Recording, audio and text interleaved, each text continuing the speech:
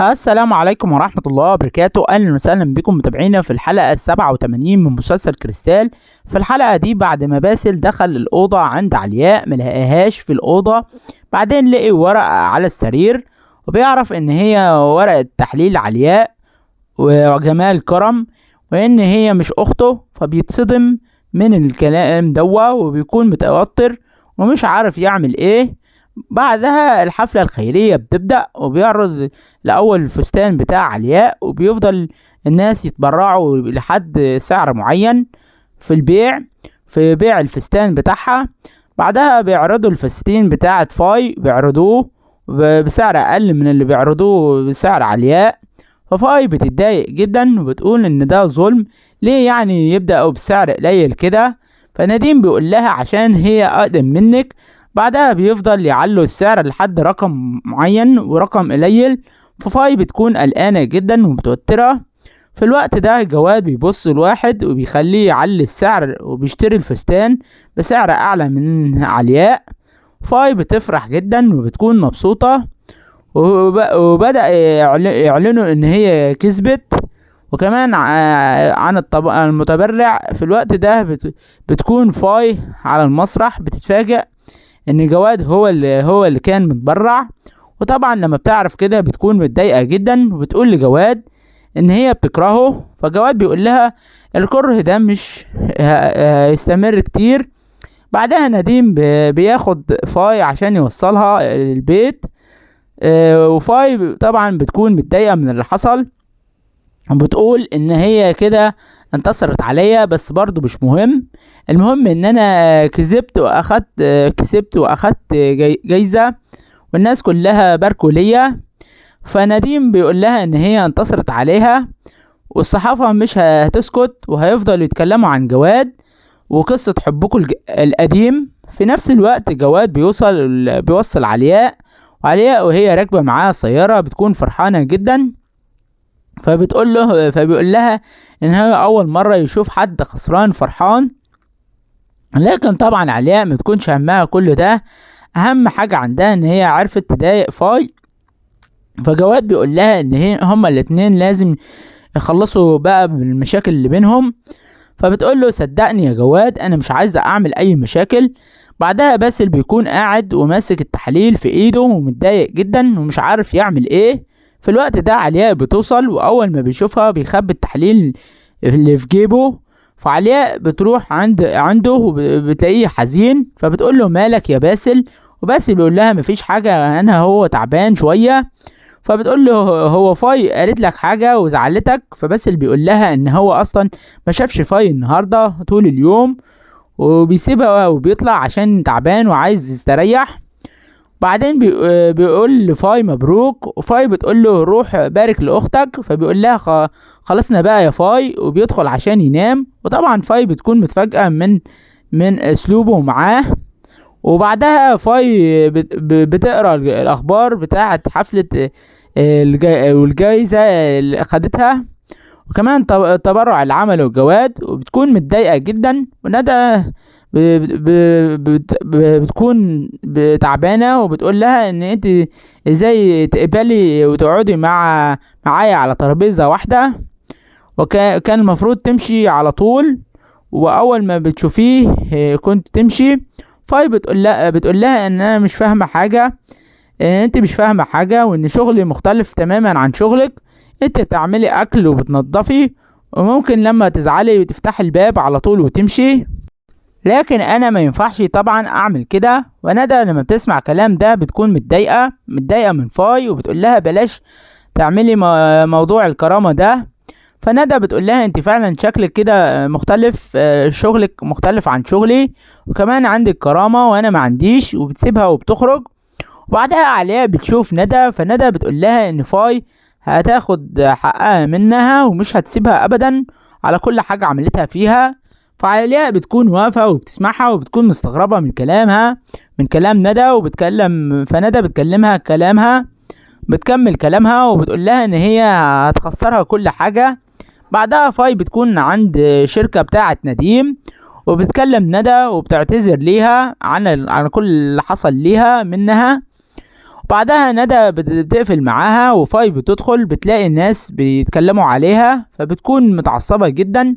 ونديم بيشوف فاي وبيتفاجأ وبتقوله ان هي كانت بس متضايقة من كلام الناس عشان برضو هي ندمانة. فنديم بيقول لها ان العصبية دي مش هتنفعك، ولازم تتحكمي في اعصابك شوية، لان علياء كان عندها حق لما قالت ان انت بتعرفيش تتحكمي في اعصابك.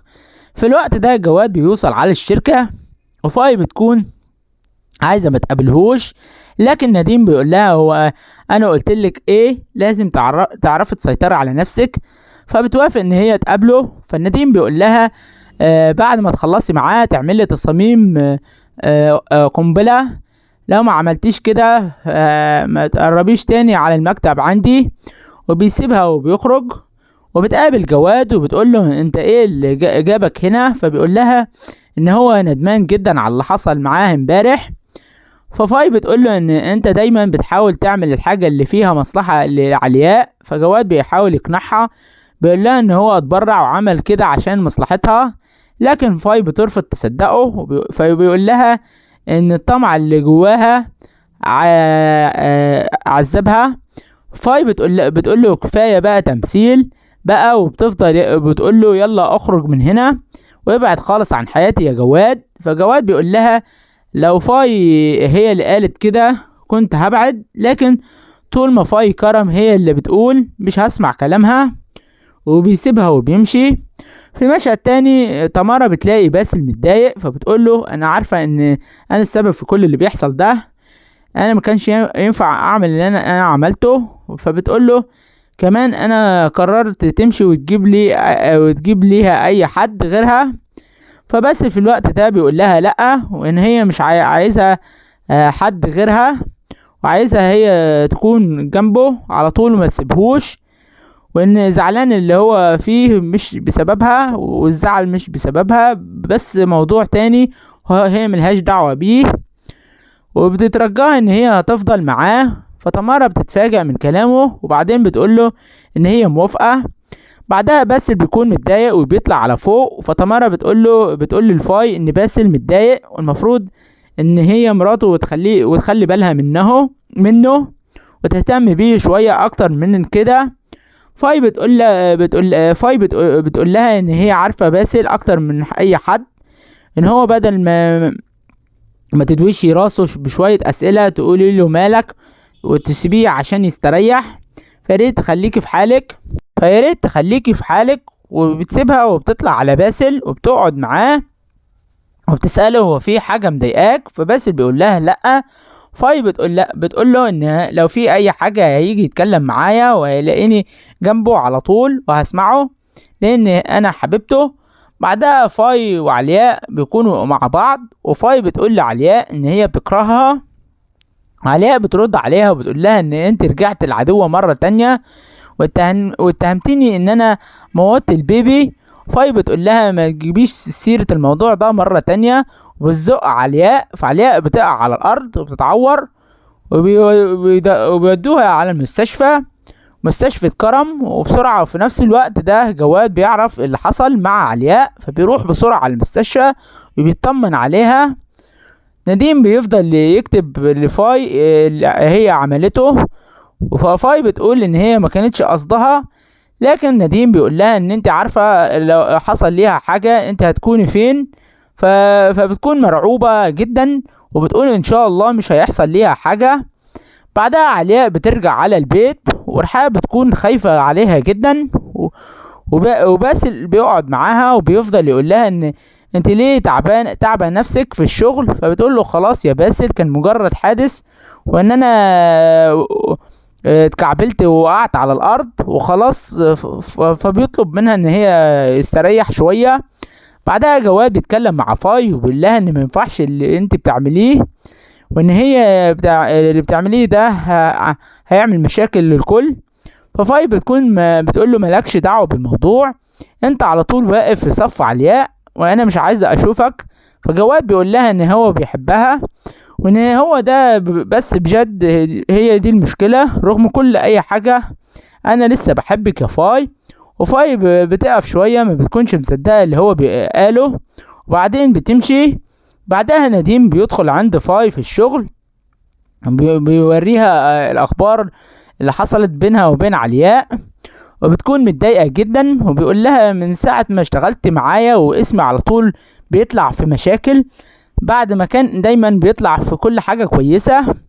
وبيطردها وبيقول لها امشي اطلعي برا يا فاي، انا جبتك من هنا عشان انا واثق فيكي وجبتك واثق في قدراتك ومؤمن بموهبتك، لكن انت مش مؤمنة بالحاجة دي، وياريت تروح تتخلصي من كل حاجة انت ماسكاها فيها بقوة.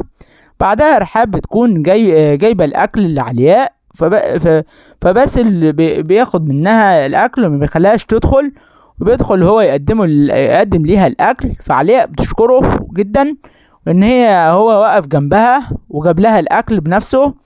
فبيجي يخرج من بره ويدخل ويقعد معاها، وبيقعدوا هما الاتنين اخوات مع بعض. فباسل بيقول لها اخوات، وبيكون شكله حزين جدا. فبتفضل تسأله ايه اللي حصل، احكي لي. فباسل في الوقت ده بيقرر ان هو يعرفها كل حاجة، ان هو عرف الموضوع، وبيطلع عليها ورقة تحليل من جيبه. فعلياء بتتصدم لما بتعرف ان هو عارف كل حاجة. في نفس الوقت فاي بتروح عند جواد وبتقول له ان هي بتحبه، ومصدقتش الكلام اللي هو قاله ليها. وطبعا جواد بيحضنها وما يكونش مصدق، بيقول ان هو كان مفكر ان هو مش هيلمسها مرة تانية.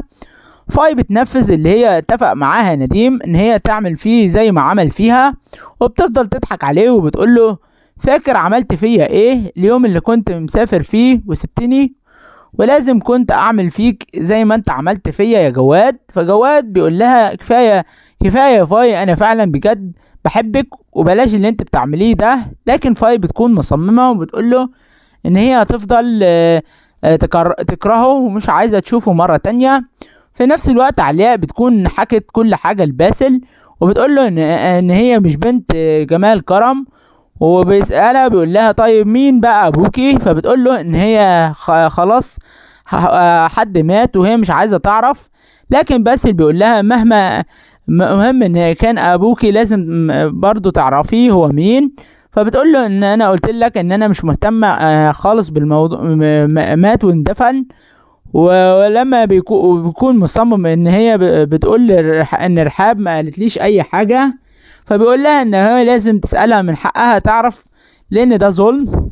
فعلياء بتقول له ان هي كل اللي حصل في حياتي ده مش ظلم، يعني ابويا طلع مش ابويا، وكمان انت مش اخويا، وامي مش امي، ده كل ده مش ظلم يا باسل. وبتفضل تبكي وبتقول له ان هي دلوقتي مش اخوها، مفيش اي قرابة بيننا وبين بعض. رحاب بتكون واقفة وبتسمعهم. فباسل بيقول لها ما تقلقيش كده يا علياء، انت هتفضلي اختي واخت كبيرة دايما، ومش مهم الدم ولا حاجة، لكن انت اختي وهتفضلي اختي، وانا هفضل جنبك طول عمري ومش هسيبك ابدا يا علياء. في نفس الوقت فاي بترجع من بره، فرحاب بتكون واقفة مع باسل وبتشكره.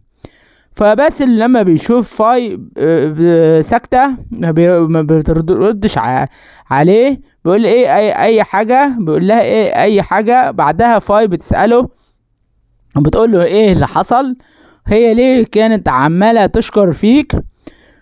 فبيقول لها ان هو بس ساعدها عشان كده عمالة تشكره. ففاي بتقول له ما تنساش هي عملت فينا ايه يا باسل، ويا ريت ما تهملهاش، لكن الست دي مش كويسة. بعدها فاي بتروح على علياء وبتعتذر ليها على اللي حصل منها، وبتقول لها ان هي اسف على هي عملته. فعلياء بتفضل تسمع فاي، وبتقول لها ان هي مش هتتضايق منها، وهتحاول ان هي متعصبش مرة تانية منها، وهي واجهك بعد كده بطريقتك، وهواجهك بعد كده بطريقتك يا علياء. وبتسيبها وبتمشي. علياء طبعا بتكون متضايقة من كلامها. ودي كانت سريعا احداث الحلقة 87 من مسلسل كريستال. استنونا في حلقات جاية، ولو عجبكم الفيديو ما تنسوش تدعمونا بلايك وتشتركوا في القناة وتفعلوا الجرس.